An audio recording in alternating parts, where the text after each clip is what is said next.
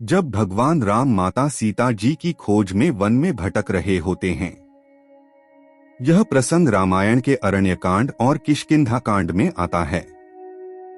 सीता माता के हरण के बाद जब भगवान राम लक्ष्मण के साथ उन्हें ढूंढते हैं तो वह अत्यंत करुण और मार्मिक दृश्य होता है।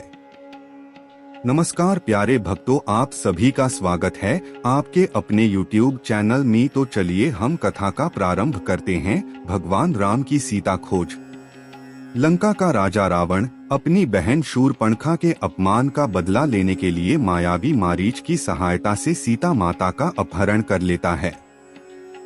जब भगवान राम लक्ष्मण के साथ मृग के पीछे जाते हैं, तभी रावण यह कुटिल योजना पूरी करता है। जब राम लौटते हैं, कुटिया का सन्नाटा और भगवान राम की बेचैनी। शाम ढल रही थी। वन में पक्षियों का कलरव मंद पड़ चुका था। राम जब मृग का वध कर लौटे तो कुटिया सूनी थी। सीता माता वहां नहीं थीं। चारों ओर देखा पर माता सीता का कोई पता नहीं। उनके मन में घबराहट दौड़ गई। हाँ सीते कहकर राम ने सारे वन को गुंजा दिया। वे कुटिया के भीतर बाहर दौड़े, वृक्षों की ओट में देखा, झाड़ियों को हटाया, किंतु सीता कहीं नहीं मिली। राम का करुण विलाप। हाँ प्रिय, हाँ जनकात्मजे, हाँ वैदेही, सीते कहाँ गई तुम? किसने तुम्हें छुपा लिया? राम धरती पर गिरते हैं। आंसू थमने का नाम नहीं ले रहे हैं। वे फिर खड़े होते हैं और पूरे जंगल को आवाज देते हैं। हा प्रियेति विनिश्वस्य, हा प्रियेति पुनः पुनः। जानकीं भिवीक्षन्तो रुरोध रामः सुदुःखितः। अरण्यकांड सर्ग 60। इसका अर्थ है कि राम बार बार प्रिय प्रिय कहते हुए रोते हैं और सीता को खोजते हैं। रामः शोक परिदीनो विल्लापा कुलेन्द्रियः। सीते इति वदन भीमो वने चारित्रवाद द्विजः। भावार्थ, राम शोक में डूबे हुए सीता को पुकारते हुए चारों ओर भटकते हैं। राम पशु पक्षियों और वृक्षों से पूछताछ करते हैं। राम एक एक वृक्ष, एक एक पशु से पूछते हैं कि हे वटवृक्ष, क्या तुमने मेरी प्राणवल्लभा को देखा? हे मृगों, क्या तुमने कोई सुंदर नारी यहाँ से जाते देखा?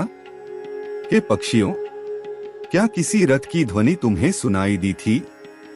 राम को कोई उत्तर नहीं मिलता, पर उनका हृदय टूट रहा होता है। लक्ष्मण की चिंता और राम का क्रोध। राम लक्ष्मण पर क्रोधित होते हैं। तुम क्यों सीता को अकेली छोड़कर आए? क्या तुम्हें मेरी पत्नी की चिंता नहीं थी? लक्ष्मण हाथ जोड़कर विनती करते हैं, प्रभु मैंने तो आपके आदेश से ही कुटिया छोड़ी थी। राम शांत होते हैं। दोनों भाई अब एक साथ खोज में निकलते हैं। सीता के आभूषण और जटायु से भेंट।